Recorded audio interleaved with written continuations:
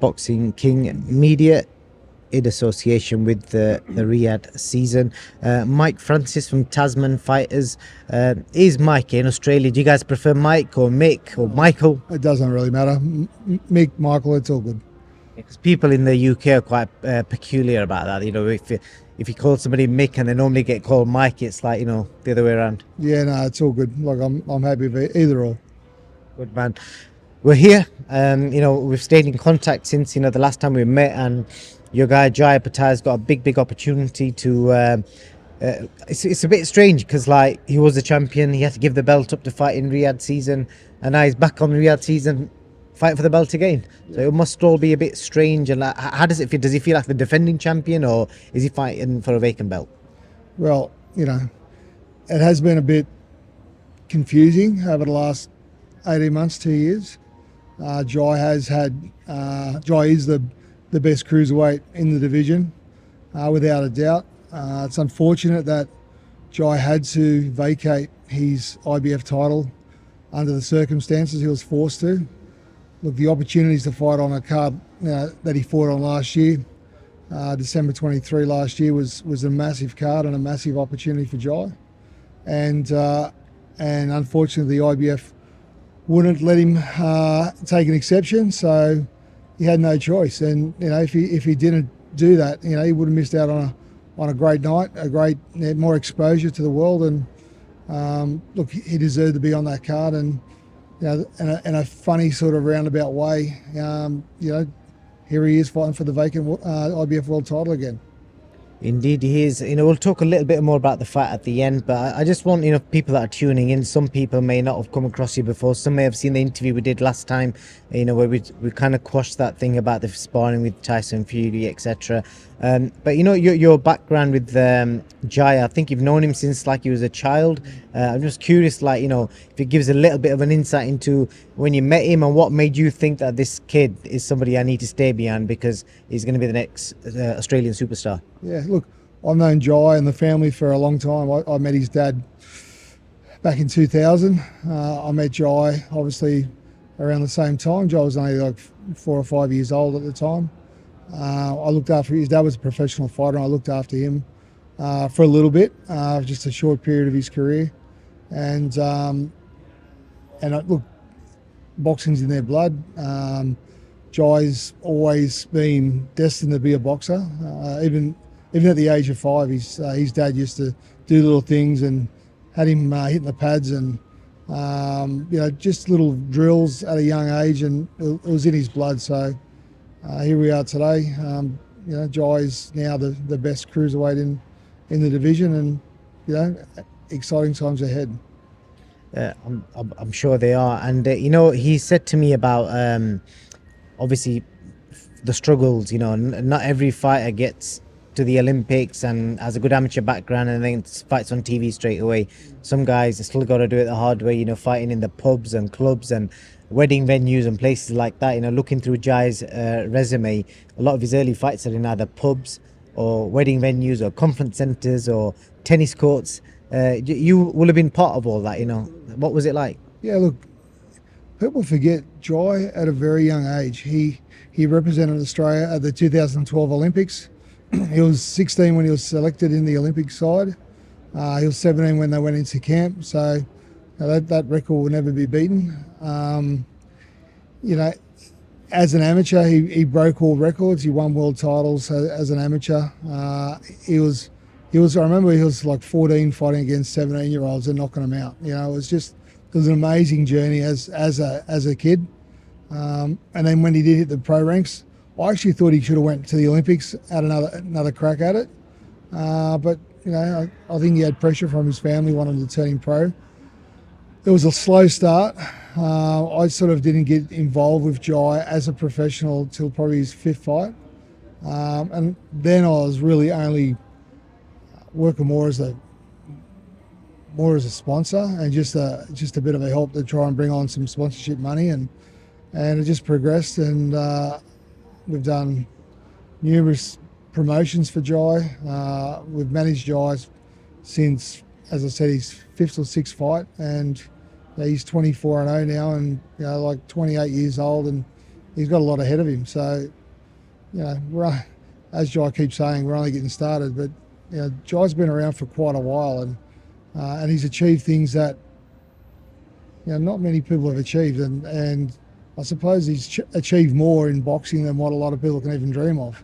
So, you mentioned earlier about Jai coming to the UK and beating Jordan Thompson, and I heard a lot of press releases at the time in the UK that Jai was an overnight success. Well, he was never an overnight success. He may have been in the UK, but Jai is always been been destined for big things here in Australia, and we've known him for quite a long time, and to this day, like, Jai is the pound for pound best boxer in Australia, and he's the face of Australian boxing. Like right now, as it sits, he is the only Australian that holds a world title, and not only a world title. You think about the Ring magazine. Now, the Ring magazine belt is very special to our heart. It's been around since 1922. It's the most legitimate belt of them all. Like, you don't fight. You don't fight for a Ring magazine. You get selected. There's only ever been 3 fighters in Australia that have ever held the Ring magazine, and Jai's one of them, and still holds it and defended it. So, look, that's the most significant belt in our team, and that's the one we're most proud of. But look, Jai will fight for an IBF vacant title this weekend. Hopefully, towards the end of this year, the winner out of Rakpur and Billam Smith. That'll be something close to Jai's heart. The WBO is something that he's always wanted to fight for, and maybe next year, there's a new WBA champion. Who knows where it's going to land? But we're pretty excited for the future, and Jai does want to unify all the titles before he does go to heavyweight. But we will go to heavyweight at some stage. May go to the Super Cruiser. So I don't know. Just depends on how he feels and who's there, and what opportunities come, especially with the Riyadh season. Sheikh Turkey is it's been a breath of fresh air, and why wouldn't you want to be a part of a major card like this? You kind of skipped through a lot of my questions there, Mike. I was going to also ask you before we got to the fights and the future plans. Obviously, I also said this to Jai earlier. He's quite an intense character. If you didn't know him, I think you'd be quite scared to approach him or even have a conversation with him. But obviously, when you speak to him, you can tell he's a great guy. So I'm just curious, what's your relationship like with each other? There must have been ups, there must have been downs throughout the years. I'm just curious, like, how you guys kind of gel as a friendship and as a management level. Yeah. Look, I think it's more than friendship. It's more than business, obviously. I consider Jai as part of the family. There's nothing I wouldn't do for Jai, and vice versa. He looks intense, and the way he comes across in the media, especially fight week.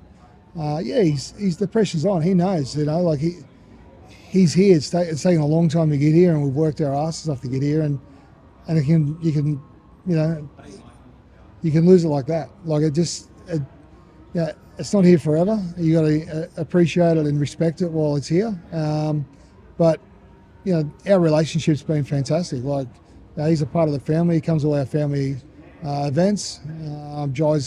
His wife's about to have their first child in July, so we're all looking excited for that and looking forward to that. So, look, it's more than business, and it's more than friendship. It's family, and there's nothing I wouldn't do for Jai. And I feel as though my role for Jai is to protect his ass and just keep all the grubs away from him and give him the best opportunities to fulfil his dreams. And if he fulfills his dreams, it's the financial rewards are gonna come, but it's one step at a time, one fight at a time. But over the next 18 months, we're hoping maybe we go to heavyweight. We'll see where it goes, but at the moment, he's making weight pretty comfortably, and we're happy to stay at the cruiserweight division.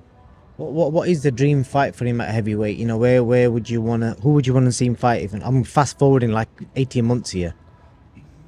Obviously, the winner of this fight on the weekend would be great. I don't know if these guys will still be around in 80 months. I doubt it, because they've got to pass the baton at some stage. And they've had a great career, both of them, and hats off to them. Like, they're just marvelous athletes. You know, they've done everything in the sport, and you know, and they've built legacies and things that are, you know, their families and their generations will appreciate. But Joel wants to do that. But look, in 18 months' time, who knows? There's so many good young heavyweights coming through at the moment, and I think the days of the big heavyweights are now gone. I think that's like you're going to get the more shorter 108 kilos sort of guys. I think like the heavyweight division is certainly changing, and I think Joel fit in quite well. But in 18 months' time, who knows? Like, you know, 1 week in boxing, 1 month in boxing, it's a long time. So, you know, we've got Olympics coming up this year. There could be some amazing athletes that come through there that might be fast tracked. Who knows? But as we all know, Jai doesn't dodge anyone. Jai will fight anyone that's been put in front of him. Indeed, I think that's the attitude he's got.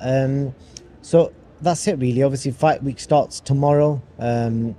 BRIEDIS, are you expecting? You won on points last time. I know you've said to me before you're expecting a knockout. What makes you so confident? Definitely. Look, you know, you can never take BRIEDIS lightly because he'll never lose his power, and he has been at the top of the tree for a very long time. And I think the last time BRIEDIS came out to Australia, he didn't take Jai seriously. I know this time he will. I know he's ageing as well.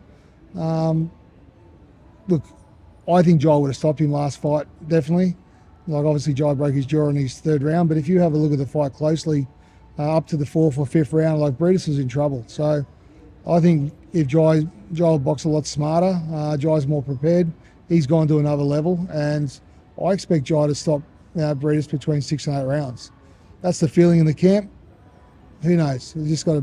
He'll box smart, and if it's there, it's there.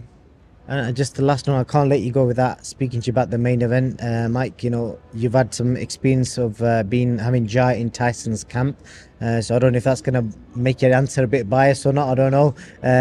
Tell us down the middle, how do you see the fight unfolding? You've seen Tyson's shape. You've seen he's coming in a career best shape. And Alexander looks confident as well. Yeah.